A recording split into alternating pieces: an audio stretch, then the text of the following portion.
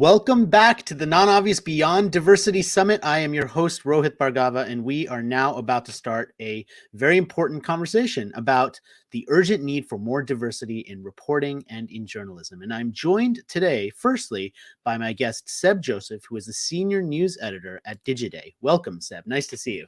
Likewise, Ray. Thanks for having me. Yeah, you're welcome. And this is a topic that I was looking forward to for since we put it on the schedule, because it's very important, but it's also front and center. I mean, I think a lot of us, we get our stories from the media, and we get our stories from the people who are deciding what to put in, and it's been criticized a lot lately, the media, as if it were one big thing. And I wonder how you think about that, being at Digiday and thinking about the role of diversity in stories, and whether that's sort of an intentional kind of got to be thinking about it every moment sort of thing, or whether it's just something that naturally happens when you have a more diverse group of people reporting.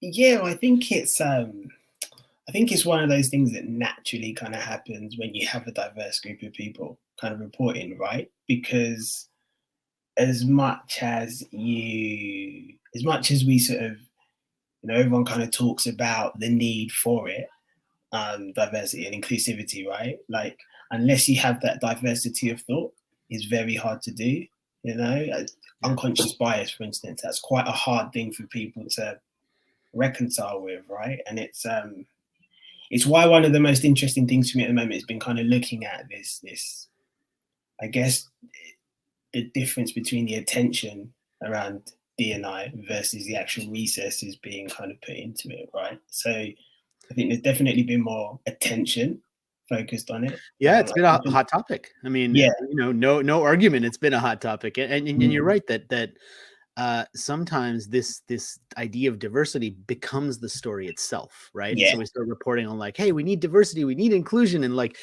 that's the story, but that's sort of missing the point, isn't it?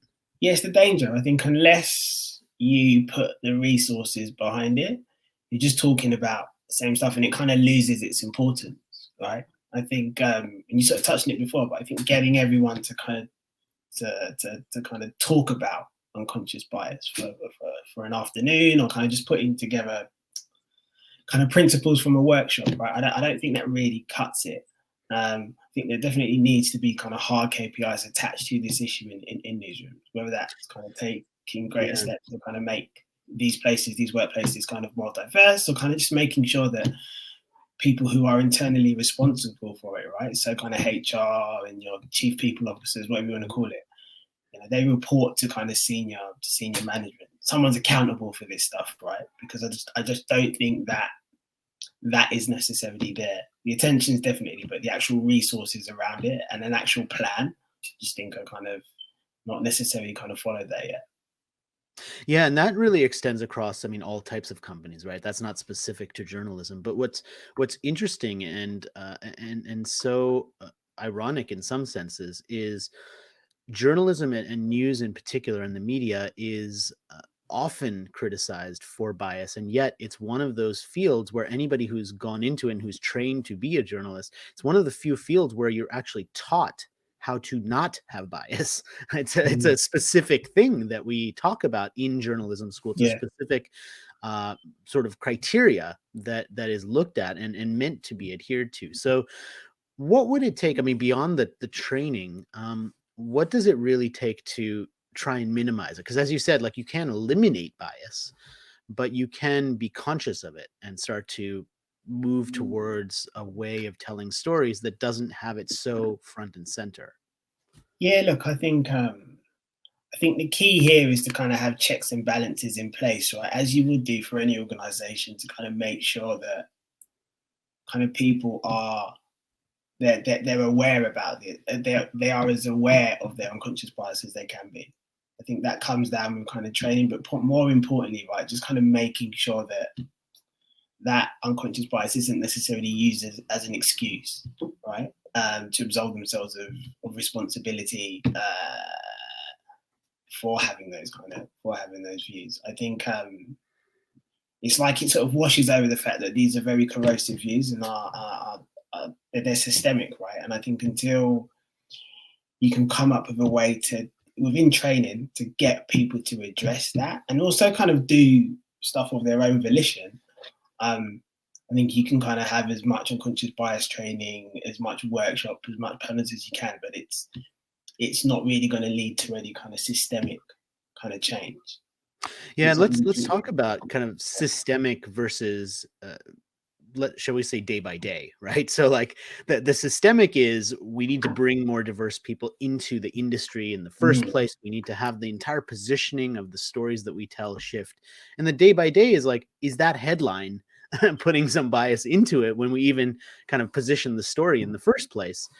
Is the image that we use as part of that story telling something about the story that perhaps is sending it in one direction? So when you think about this, and obviously your day role is not 100% devoted to fighting this fight, right? It's something that you care about, obviously, and something that you're invested in, but you know, it's not your job to create diversity. I think, maybe I'm wrong, to create diversity in the newsroom.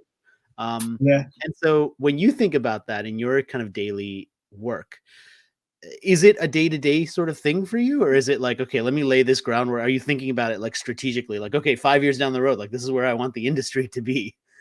Yeah, it's a hard one because it's a problem, and with any problem, you want to sort of treat it as strategically as you can, right? But I think it is so endemic. Sometimes you sort of almost have to kind of take it, just break it down into different constituents and take it kind of bit by bit, day by day. You know, I think a big part of it, coming back to kind of what we talked about earlier, is just having that diversity of thought, right? Collaborative journalism is something that is kind of, it's very much focused on investigative reporting, right? But I think there's definitely an opportunity to kind of expand that to kind of other desks in a newsroom, so that you have, you know, people from kind of different cultures with a different kind of take on things, pitching in on certain stories. I think that's just it's not the answer, but I think it's part of kind of taking a step to kind of just making sure that you have that, you know, you're accurately or you're at least kind of trying to reflect the fact that, you know, there is always a different kind of viewpoint, that, you know, the reporters that you kind of do have on the news desk aren't always going to be able to kind of get or even understand, because they're not entrenched in that culture. You know, it's something they can't necessarily relate to. You can have all the objectivity you want, but I just don't think you can necessarily get that unless you've lived and breathed that all your life. Yeah, and let's talk about the importance of the lived culture and being in it. And for people who aren't familiar, tell us a little bit about like what Digiday covers, what you write about. Yeah, so Digiday is a kind of trade title focused on, I guess, the kind of business of kind of advertising, media, and tech, right? And you know, that's everything from kind of how platforms kind of work and make money, but then also just kind of what it's like as an exec being in this industry, right? And the kind of trials and tribulations that you sort of have to go through, which is why, you know, this kind of issue about D&I, it's something that is kind of, it's not something that we started covering kind of last year, right? You know, there's been it's something that we've been kind of very much focused on for a while. But to the earlier point, like, you have to think very strategically about, or consciously and empathetically about how you cover this, because, you know, we could write a story about, you know, a Black person sort of, you know, feeling like they don't belong in these companies every day of the week, right? Like, it's just that kind of prevalent. But I don't think that would do anything. Really. I don't think that would have the kind of like a positive effect or be constructive in any way, right? So go on. You gonna say something? Yeah, I was just going to say, I mean, it comes down to the idea of like what would drive change, like what would create change. And this is an industry that has been trying to bring more diverse people into it. It's an industry I come from. I spent 15 years working in the marketing and advertising industry before kind of becoming an entrepreneur and heading out about 5 years ago. So I know the industry really well. And I know that it's been a priority for a long time, but it's also been slow to change, and the industry has been criticized for that in terms of like who's making the ads, who's creating these messages, do they really understand the culture? And I think to some degree the industry itself has gotten by because of the discipline that is involved in consumer research, to sort of account for that, right? So you don't necessarily need to, like, the Yes. message was, you don't need to come from the culture because you're doing so much consumer research. You're going to their homes, you're doing the focus groups, you're reading the reports, you're learning the terms, but it's really it's not the same And it's not as right, is it? It's yeah. not right to profit from someone's culture and then kind of completely ignore them, for the rest of the time. Like that's not a good precedent to kind of have. And yet, Yeah. it's been that way since the beginning. I feel like anyway. Like, nothing, despite all of these kind of pledges and nothing really seems to kind of change. And it's why I sort of think I wonder how much of this is just kind of generational, you know? Like, and if we just get Yeah. to a point where, people from my generation and kind of like get younger, like, because their views of kind of how things work are kind of different, you know, like that's how the kind of change happens, as opposed to kind of, naming and shaming people all the time. Because even you look Yeah. back at the hashtag Me Too stuff, right? Like how much of that has kind of really changed. Like I could tell you some horror stories about things that kind of I hear about on a, on a weekly, monthly kind of basis. And that was what, 2, 3 years ago. Well, and let's dig into that, because I think to understand how to actually have things change, we probably need to understand some of the horror stories, right? I mean, we need to understand why it happens so frequently that we see a spike in a movement that doesn't actually result in anything, but makes people feel good because they feel like they did something. Yeah. And I think that's what's happened in many cases over and over again. Like, we do something, we post a black square, we do this, we do that, Yeah. and it becomes sort of this empty gesture instead of a real actual change. So talk about like what would be the difference? Like, what is the horror story, and on the flip side, like, what is the hope story? Yeah, look, I think the horror story is just this, right? It's the fact that, these things continue to happen and people feel like, it's, someone's head, so there'll be that sacrificial lamb, right? Someone will kind of lose their job or kind of get kind of bumped to sort of some far corner of a network. And then things will kind of blow over, the stories will kind of die down, the kind of social media movements will kind of, they'll just get quiet. And then it's on to the next kind of thing. Like it's again, like it just doesn't feel like no one is really accountable for this stuff. Like, like how often do you see anyone? And this is why I think the media is so important. Like, come back a year after, like WPP, publicists, whoever has kind of put out these pledges, and then just say like, what did you do? Like how much did you deliver? You know? Like I Yeah. think it's that scrutiny that's probably missing from a lot of this stuff. So as much as I talk about it kind of being a generational thing, I wonder if these companies were held to a bit more account, like if you'd start to kind of see more kind of change. Because, even something as basic as, after kind of George Floyd died and there was the kind of Black Lives Matter movement, there was this rush to hire chief diversity officers, right? And that was the thing that everyone wanted to kind of have. And yet you dig a bit deeper into that, and these are people that, they have no real kind of autonomy or even kind of remit within these sort of companies. They're effectively a subdivision of kind of HR. They're not accountable to, the CEO, who I think if you're serious about this stuff, then, like a chief diversity officer, and they need to be working in lockstep with one another. So it's those kind of finer points that, you don't necessarily get in these kind of big sweeping proposals and pledges that I think are the kind of most important things to kind of look out for. And so, when I talk about kind of horror stories, that's the thing I'm talking about. So this kind of stuff just happens out in the open, right? It's not necessarily even covered up. Yeah, It's just that no one exactly. wants to ask about it. Yeah, and I think, I mean, you talked about accountability and how important that is, and to some degree, like, one of the goals or intents of the media is to provide that accountability, right? And so we think about like, well, who's going to hold companies or politicians or anyone accountable for like what they said they would do versus what they actually did? And Mm. one of the roles of the media, many people would argue, is to do that, to Yeah. try and deliver on that. So is that something you think about, being in the media and as a purpose of reporting, as a purpose of journalism, to try and kind of like add that little like nudge, like bring that accountability back in?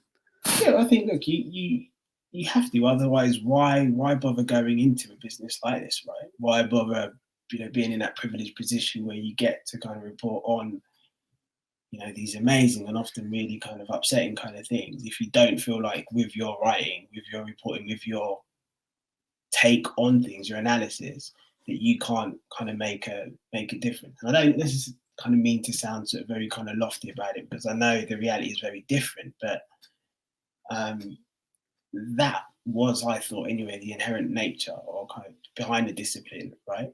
To kind of hold companies to account and to reflect the world around us. And I think, like when that doesn't happen, like, all you've got to do is look at what's kind of happening on both sides of the Atlantic right now to kind of see how bad things can get, right? You see it in the US and kind of Fox with kind of how bitchy things have got between those two networks. This real kind of political partisanship, right? That underscores kind of so much reporting now, which I think, is pretty dangerous, right? Particularly when you throw in something like kind of fake news. It's just this really kind of bad, amorphous kind of combination of kind of information, disinformation, and misinformation, right? That kind of people have to navigate, and often they don't do that very well. Yeah, I think that's right, and I think that also what we see as, I mean, we throw around this idea, this term fake news, Mm. and sometimes it's used for, oh, I don't agree with that story, so like Yeah, it must be fake news because I don't mm, agree, which is obviously not what we mean by, or what we should mean by fake, as yeah, in manipulated, as in totally invented. mm. When you think about the stories that we do see in the media, what would need to change, and how would we change the way that those stories are told to be more authentic, to be less sensational, in the sense of trying to just get the click by having the most outrageous headline possible? Where do you start with something like that? Yeah, it's, I guess it would help to some degree if news orgs did more to kind of push back against the influence social media companies have over news, right? Because, you know, just because something goes viral on a social network doesn't make it news unless it's a matter of substance, right? And I think somewhere along the way, things have got kind of really blurred within that. So I feel like to some degree, having more kind of diverse voices in a newsroom would kind of help, right? It has to, with regards to kind of standards of verification and corroboration, you know, about what content on these platforms may or may not be kind of newsworthy. I think it kind of, some of this stuff just kind of has to start kind of from there. Um, and I hope the media are kind of brave and honest enough to reflect on, the kind of broader point we're talking about, right? Their contribution to all of this stuff, because otherwise it's going to be very difficult to kind of rebuild kind of public trust in both their own brands, but also kind of more broadly these democratic institutions. It's like it does kind of keep me up at night sometimes, just how kind of Yeah, me bad too. the state of things is. Well, I feel Yeah, like I'm look. really doom and gloom there. It is. I mean, we don't want to full solely focus on like the doom side, but yeah, Of it's course. concerning. It is, and for anybody in the industry, it's especially concerning. But you raised some really important points and some great action items already for how we can address this. I mean, being able to hold groups accountable, dedicating ourselves to reminding everyone who works inside of these organizations that there's a real responsibility here to try and avoid as much of that bias as we can. Any sort of final thoughts or tips or anything you might offer to either folks who are in the industry or the rest of us who are consumers of that media, for what we might change about ourselves or our own perceptions to help kind of combat this rise of kind of falsehood? Yeah, I think a lot of it kind of maybe just comes down to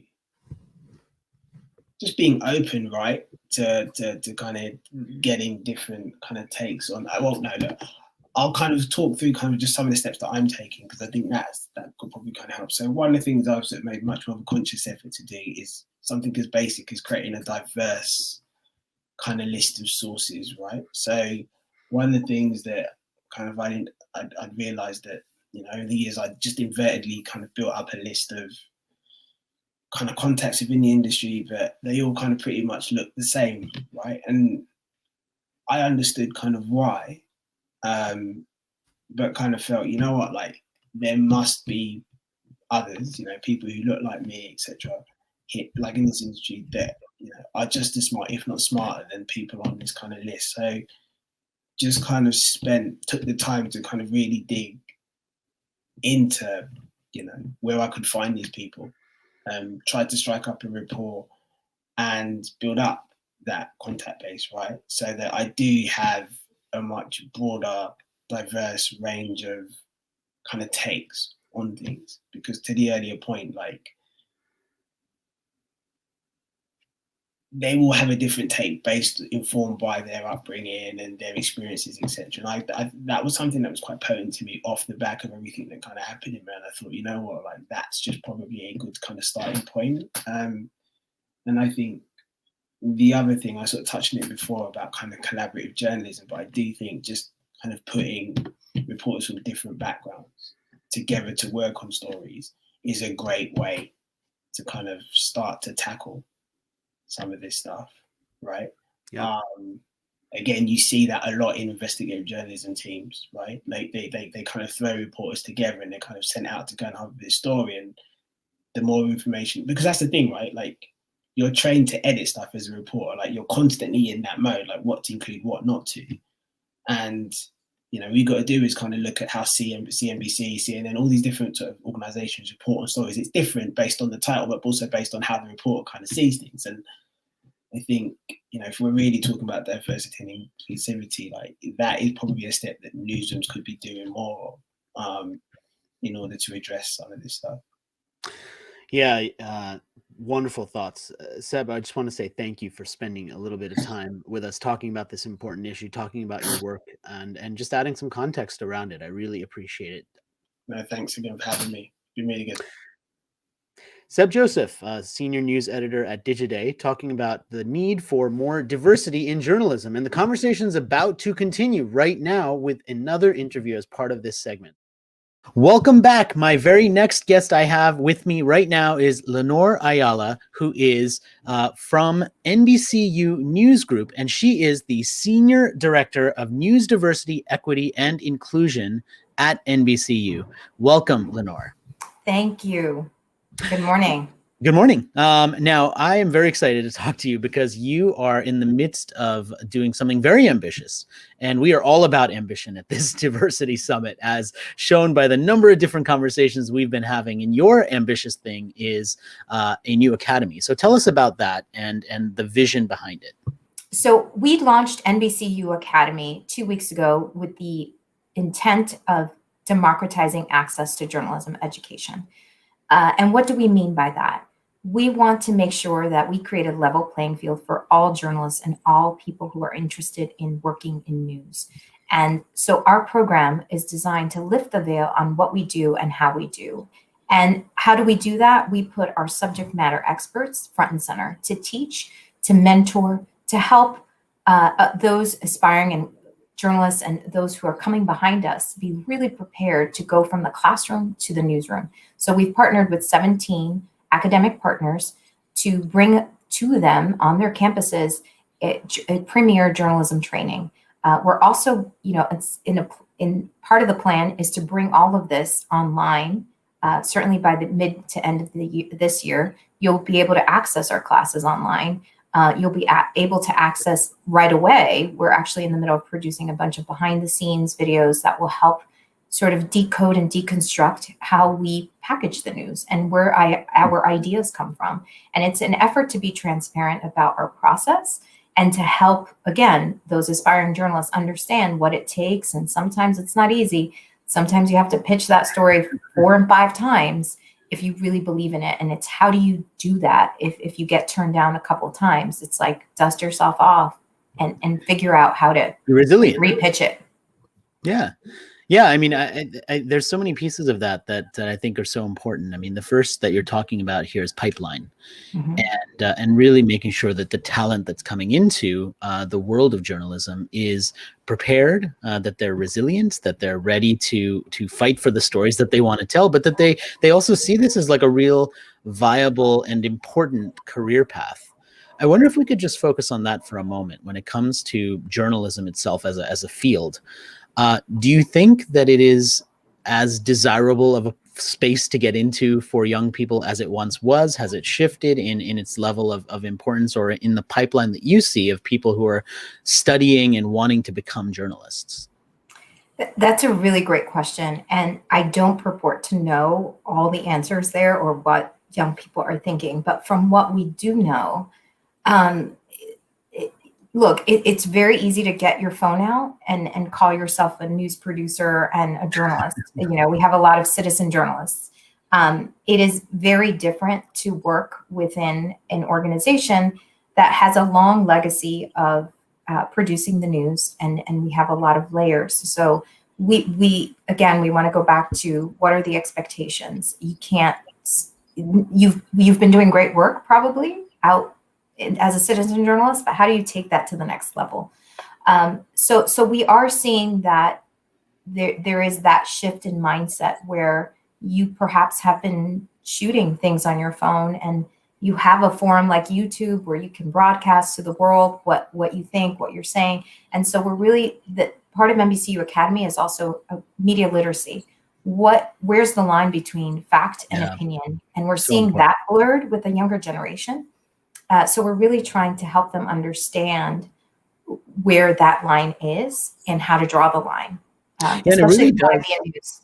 Yeah, I mean, sorry to cut you off. I was just thinking, reflecting on what you're saying. Like, it really does start with media literacy, even if you're not going to go into the field of journalism, because we see things side by side. I mean, we see something that is investigatively reported by an actual journalist or team of journalists, and it's presented right before the YouTube video from the guy who was just walking down the street and decided to turn his camera on and then slap it up on YouTube. And so they're conflated together in many cases. Absolutely.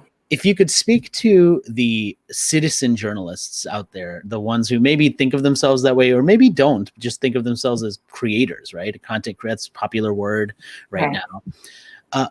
What lesson or lessons from the academy or from the world of journalism do you wish that they could learn and embrace? I think the number one lesson for all of us is that we need to work at it, and writing is critical. So the more you can flex and hone that muscle, writing continues to be the number one skill that we look for in journalists. And so what you're doing sort of off the cuff, stream of consciousness on YouTube may work for a certain audience. And sure, we're learning from that as well. So there's certainly a lot we're learning about how people consume media now online. And we're taking some of the best stuff there and trying to apply it within our model. Certainly look at Stay Tuned. It's very conversational in the way that Savannah and Gotti approach the news, because we understand that younger generation is consuming and hearing and absorbing the news in a different way. So I think Stay Tuned is a really great example. NBC News Now, we're doing a lot there with Joe Fryer and Savannah Sellers.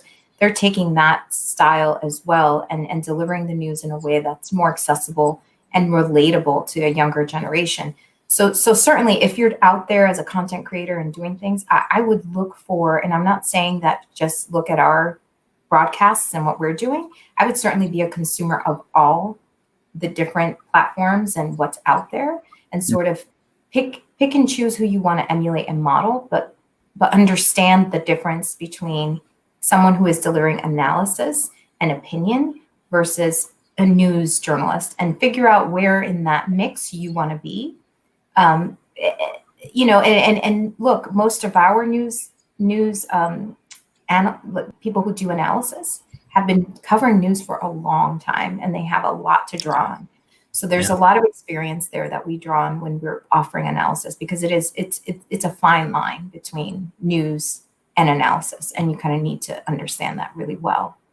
Yeah, news analysis and opinion, and it's interesting because one of the challenges I think in media and in particular in journalism is that sometimes listening to or reading or watching news can feel like medicine, whereas opinion journalism feels like dessert.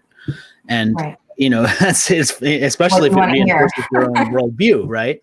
Right. Because you're listening to somebody and you're sitting there like, yeah, preach it. Like, you're telling it like it is. And so we end up in these like self-reinforcing bubbles because we're just sitting there watching somebody who like we think is our preacher, like the person who's not religiously, but like, metaphorically. Right. And so the challenge, I think, sometimes is when you look at the eyeballs, opinion journalism gets more eyeballs, because it invokes those sorts of emotions and it feels more like fun versus something that's actually factual and that you should know. So how do you think about that challenge of the sort of the sweet? I mean, as parents, we know we wouldn't give our kids dessert for dinner, right? Like we'd make them eat dinner first, but like you can't do that with media. So like, how do you think about that? And does real news media can it ever compete with opinion journalism? Absolutely. And I like to divorce opinion and journalism, so I don't say them together. Okay. I think there is opinion, squarely opinion. So like opinion editorials, which were in the paper for those of us who remember reading hard copy newspapers. Yeah, I remember. I still get the paper. I guess I'm old though. Yeah. So am I. I still love reading a good op-ed in the Sunday Times and other publications, and I understand squarely where that that those writers sit, right? In this space of YouTube and social platforms, it's a little bit harder because it is based on an algorithm and you're getting fed what you've clicked on and what you've seen, and so you live in an echo chamber. And so we try really hard to, especially with people coming up in this business and trying to break in, to give them a real understanding of how you should. We don't want to tell you how to do it, but if you want to work in news, you really have to think about that tweet that you're posting. Even as a young person, we've seen this where it comes back, years later. The internet doesn't forget. Haunt you. Yes. Yeah. So really really get back to that media literacy piece. Really think about what you're doing, how you are tweeting, how you are posting on Facebook, what you're posting. That's really important to us.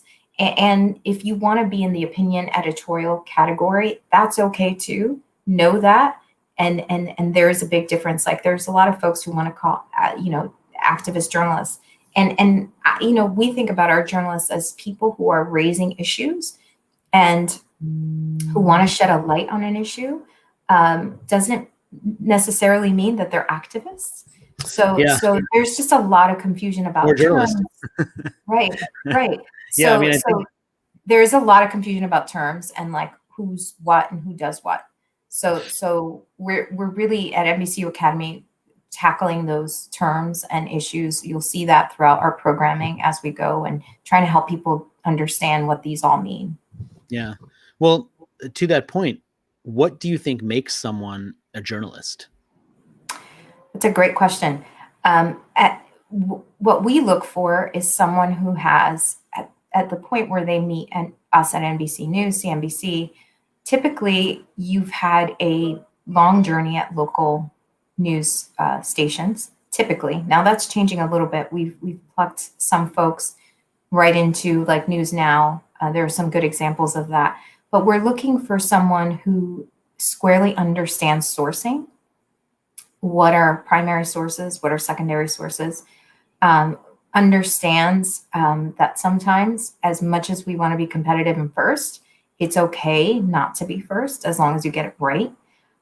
So we're looking for someone who can balance good, sound editorial judgment with sometimes maybe knowing when to take a beat. So that takes time and experience, and being patient with yourself about and understanding where you are in that mix is important to us. So that's what we're looking for, someone with some maturity. And you can be 22 and have that maturity, or you can be 30 and develop Yeah, I it mean, later. you're really talking about a mindset, and Right. it seems like a big part of that, particularly when it comes to being a great journalist and asking the right questions, is having some level of knowledge for yourself. And one of the things we used to say, and I kind of grew up in the world of marketing and advertising. And when you're in that world and when you're in journalism, like sometimes you'll get a story or a client or a customer or someone who is working in a field that you know nothing about, and so you've got to go and do some research to figure it out. And one of the things we used to say all the time is, hey, when you did all this research and you discovered something and it was like an aha moment, that was a great moment for you, but like the person you're dealing with has known that for 20 years. So like you can't show up and be like, hey, I just discovered this. They're like, yeah, we all know that. Like, congratulations on being educated, but like you need to take the next step, right? Like it's not enough to be like, whoa, did you know this? Like, okay, Right. great. Like you just figured it out, but like that doesn't mean it's new. Like you got to take the next step. So I love that. I love that mindset in the way that you're thinking about it and who you're looking for. I think this is going to be hugely valuable for anybody who's trying to break into the field of journalism or who wants to be in the field of journalism. I'd like to talk a little bit more in the few minutes that we have remaining to those of us who are not journalists, but creators, and who perhaps have built some sort of audience through our creation, whether it's posting on Facebook and having hundreds of people look at that just on your personal Facebook, or whether you have a blog or you do a podcast or whatever. How can any of us who don't have the benefit of going to the amazing academy that you described, or going through a really rigorous journalism training program, how can we adopt some of those principles for ourselves to be more open-minded, to be less biased, to be more inclusive in the way that we tell our stories and the people that we actually talk to about those stories? That's a great question. And I think, my biggest advice and answer for those who are interested, who want to learn more. I mean, we live in such a great age where you can Google anything and find information. I say that understanding that there are so many bad sources of information out there. So again, back to, I tie threading back to media literacy. It's understanding what are good sources of information and what aren't. But there are just so many opportunities to grow now easily at your fingertips. You can just find online classes anywhere. LinkedIn Learning has a ton of great courses. We will offer a ton of great classes. I would say just to be an educated consumer about your learning opportunities and reading is so important. And understanding, again, being that educated consumer and understanding where you're getting your information from. But I think you can find information on anything on the internet, which is just a beautiful thing in many ways. Yeah. Yeah, it's such powerful advice. I mean, read, write, think. I mean, these are very basic things, but ultimately, I mean, that's what they come down to. I tell people, have conversations with your friends, get a group together. I love the book club idea, and I kind of have, my mini book clubs of people like, hey, I just read this. What do you think? I'm thinking about this. And it just helps me really get out of my comfort zone in thinking, because we all fall into our comfort zones of thinking. And if I talk to friends that are, I make sure to surround myself by people who think very differently. And sometimes they challenge me in an idea, and makes me really think, how can I do this differently? How can I be more inclusive? How can I work in diversity, equity, and inclusion, and I'm learning all the time. And I'm okay with that. So it's also being okay with that you don't know everything, and that you can always learn, you can always grow. And so that's how I approach my work, my life. And it's just, to your point, sometimes I have those aha moments that everybody's like, hey, where have you been? We've known that forever. And that's okay. That's okay. At least you got there. Exactly. Yeah. It's always good to have that childlike curiosity. So never lose that, because that's really, especially as a journalist, just asking the questions and really zeroing in on the why, I think, is so important in everything that you do. Yeah, the why is totally, and infusing that into our kids too, in terms of media literacy, and encouraging them to ask the questions and be curious. And I mean, that's so important also. And what a perfect way to kind of close out this conversation, because it's just so important. I love those points. I love the work that you're doing. Thank you for spending a little bit of time with us today, Lenore. I really appreciate you. Thank you so much. I appreciate this platform and this space. Thanks. So if you've enjoyed this conversation, we have more to come, both in this session and across the entire Non-Obvious Beyond Diversity Summit, where we have many different conversations from people who probably don't look like you, and that's a good thing. So check out more of the conversations, watch more of the videos, join the conversation, use our hashtag nonobviousdiversity, go to nonobviousdiversity.com to check out all of the different segments that we've got for you, and get in touch, be part of the conversation. I mean, we want to hear from you, and we also want all of us to be part of this global conversation to create a more inclusive world. So thank you to Lenore, thank you to all of our speakers, and let's keep the conversation going. Hello, everyone. Welcome to the Non-Obvious Beyond Diversity Summit. I'm Sree Sreenivasan. I'm the co-founder of Digimentors, a social, digital, and virtual events consulting company, and it's my honor to be your host today. I am talking today to Aaron Foley, who is the director of the Black Media Initiative at the Center for Community Journalism at the Newmark School of Journalism here in New York City. Hi, Aaron. Thank you for being here. Hi, Sree. Thanks for having me. My first question to you is, do you think there are, in fact, more resources being put into understanding diversity within the media and journalism? I think we're just now starting to reach a tipping point where there's always been advocacy groups like National Association of Black Journalists, National Association of Hispanic Journalists, bringing issues in newsrooms to the forefront for 40, 50 years now.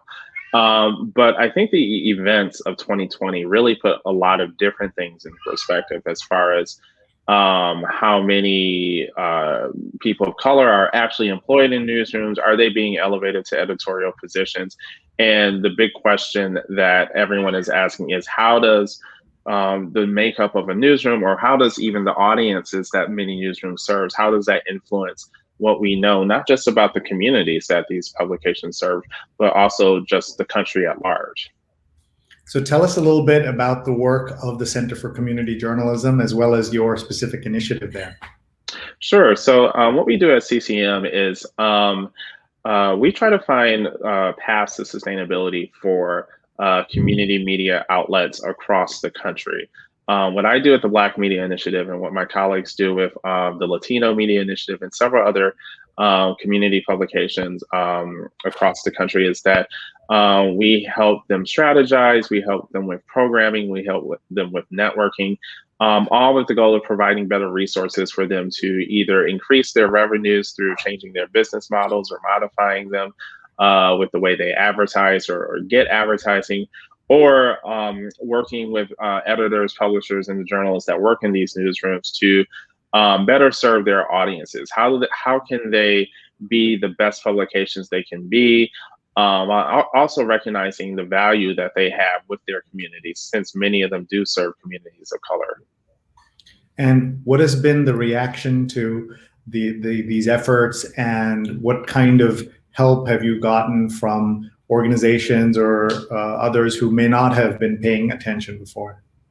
The reaction has been all positive. I think, like I said earlier, the efforts that we've been doing with CCM are sort of dovetailing with industry efforts at large to kind of recognize the importance of diversity in newsroom and in coverage.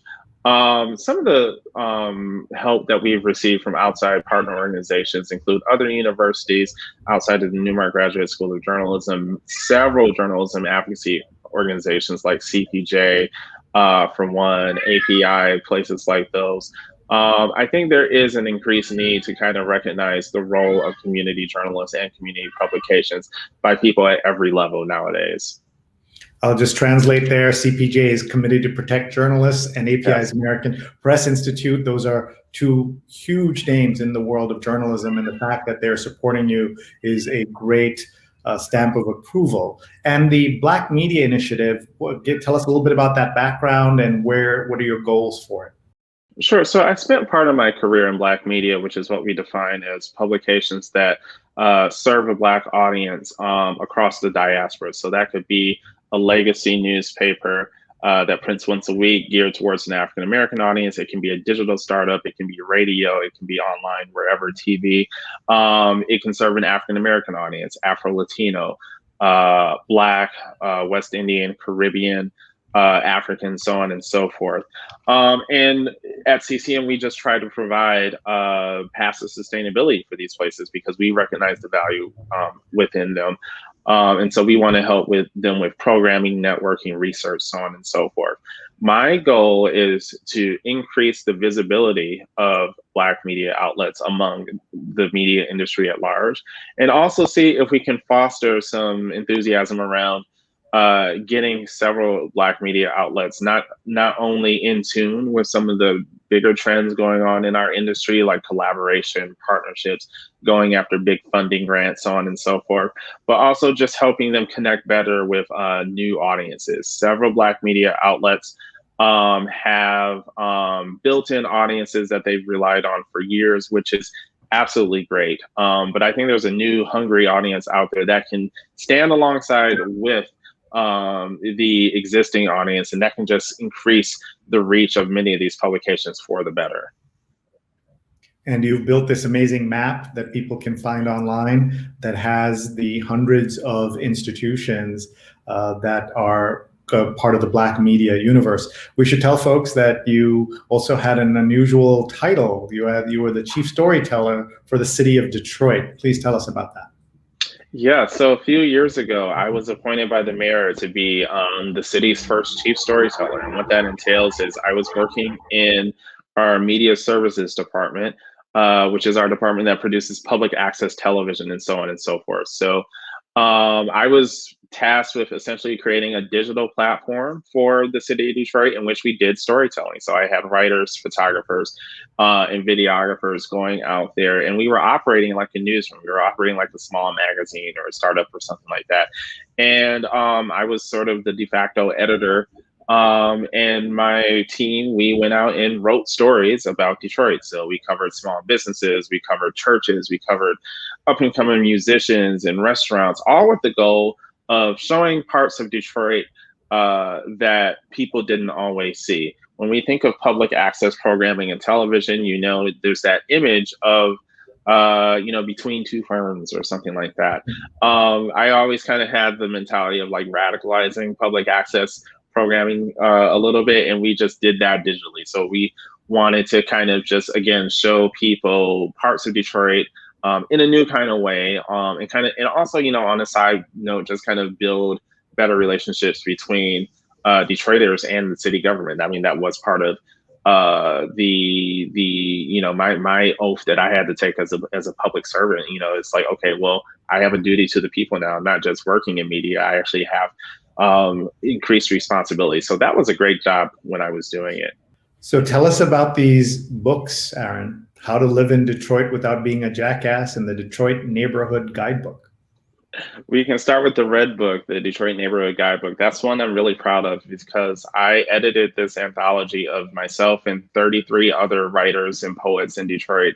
And we really wanted to tell a story about different neighborhoods across Detroit. The narrative of Detroit is such that there's a lot of attention being paid downtown Detroit and downtown only. Detroit is a huge city with more than 200 different neighborhoods. So I really wanted to have something that sort of captured a little bit of energy from all across the city and just people sharing these different vignettes and stories and narratives from either what it was like growing up in these places or what it's like to live there now.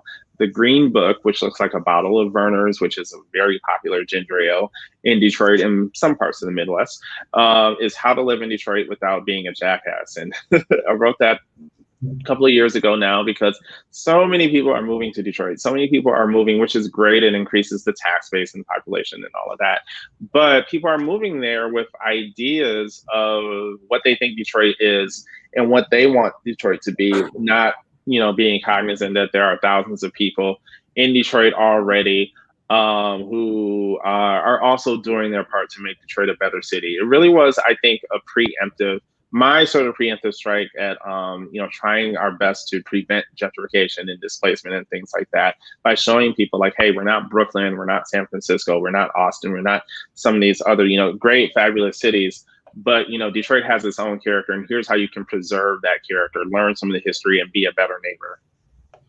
What's one thing you learned as a chief storyteller in terms of being able to tell Detroit stories that maybe wouldn't have been done before you did it?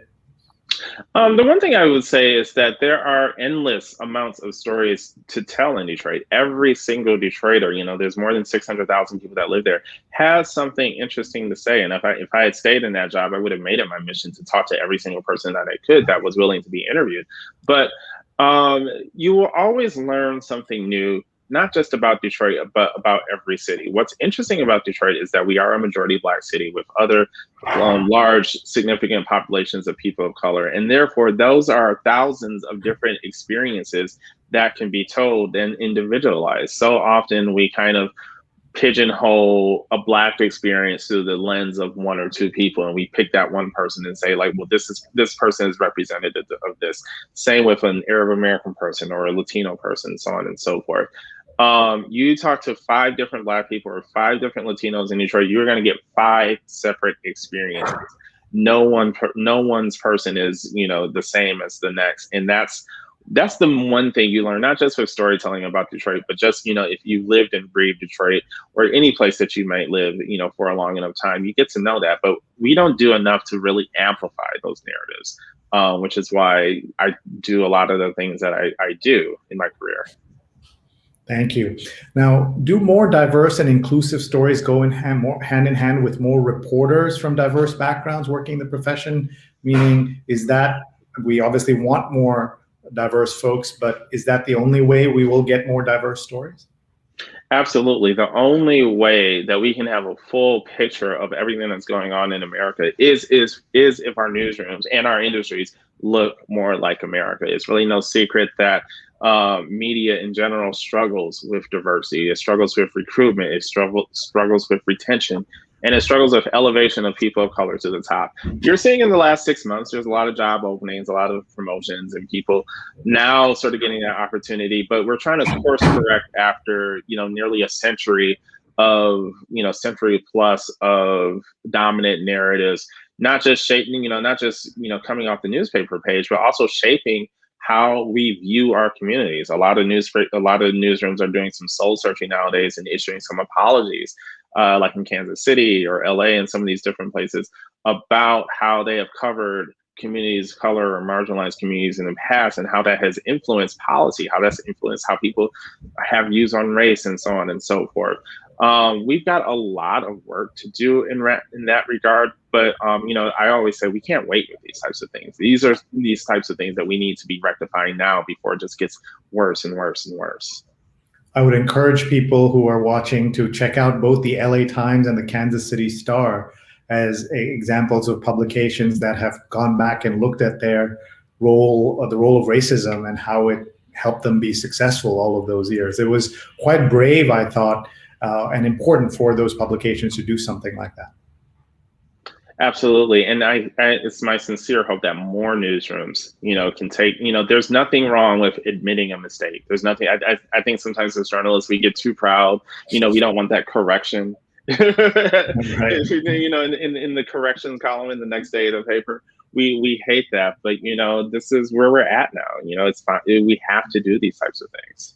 I recommend those stories, especially to companies or industries that may not be in journalism and want to understand how you can do an audit of problematic parts of your background as an organization. They're really well done. Let's talk about bias in the media. There's lots of conversation about that, but studies show that it's impossible to really eliminate all bias. So what do we do to should we be trying to minimize this bias, eliminate it, or should we be doing something else in order to not have biases?